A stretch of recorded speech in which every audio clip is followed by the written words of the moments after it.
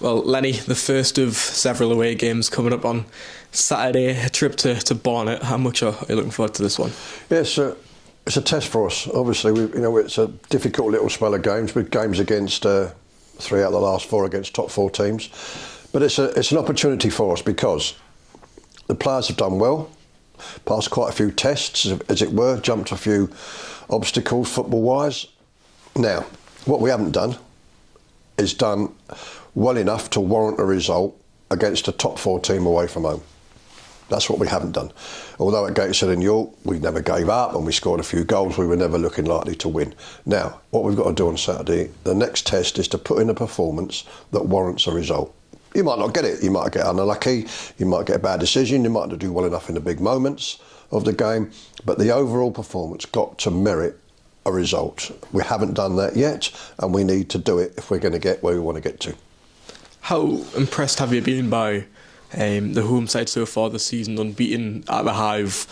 Should be a good challenge for yourselves. Yeah, they're a good side. They're always there and thereabouts in the league. They're big enough to be a league club. It's a good setup, good manager, good players. It's going to be hard, but we haven't got to be too obsessed with what they do. Their football, their positional rotation, their way they play, their tactics, all good. But we've got to make sure we do what we do, which we haven't done in those 2 away games against top 4 teams that we've lost. So we've got to make sure we do our thing. We impose ourselves on the game as much as we can and not just be trying to stop what they do, full stop. So that's the test for us. Now, if everybody brings their A game, we get everything right on the pitch, off the pitch, as we did against Oldham, then we've got every chance of getting a result. And if we don't do those things, if we don't show the same work ethic, if we don't show the same application, then we're going to lose. But if we do, there's no reason we can't win. And how much has this short 9-10 day break helped you in terms of preparation as well? I think good. I mean, everybody wants to be in the trophy, but OK, so we would have been in it on last Saturday at Sutton, long journey, postponed because of the weather.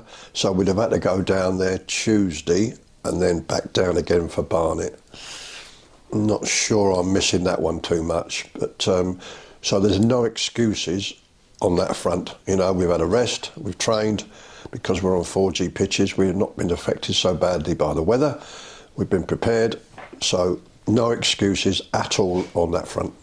Yeah, and just a word on team news. Obviously, Adam Campbell back doing light work in the gym, and Joel Dixon out running on the training pitch. How are they coming along? Yeah, good. They're progressing more or less as they're on course really. Joel Dixon, mid of February, hopefully. Adam, I'd like to think he'd be back for the Woking game in contention. Don't know.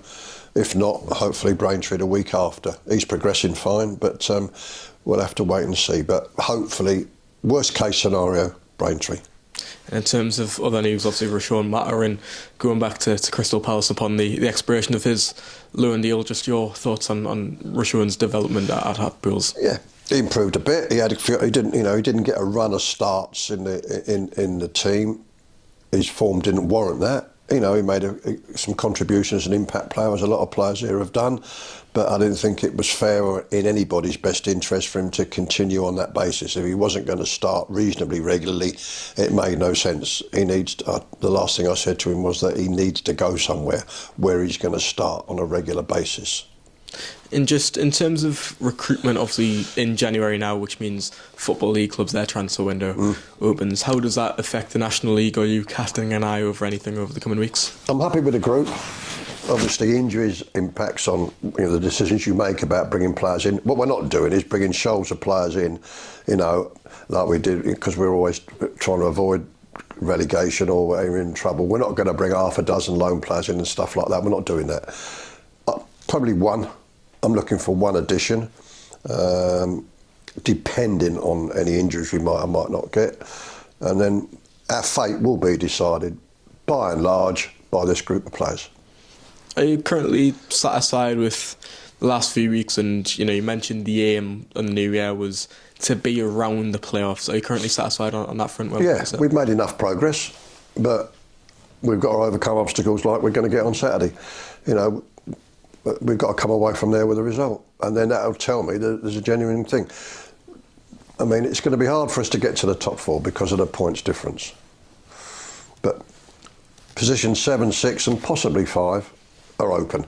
But there's another 6 or 7 or 8 teams thinking the same thing as us. Now, we've got ourselves nearly to the top of that little group, and we've got to stay there. It's as simple as that. And with so many games coming up, and especially on the road, you know, there's Barnet, Wealdstone and Braintree as well, and of course Woking at home. If you set any objectives in terms of timescales, what you want to achieve by the end of this month, or is it very much game by game? No, it's dangerous. What I want to stay in touch with, with the playoff positions. I'm within 2 points. It's slightly false because we've played a couple more games than most people. I want to stay in touch with the playoff positions.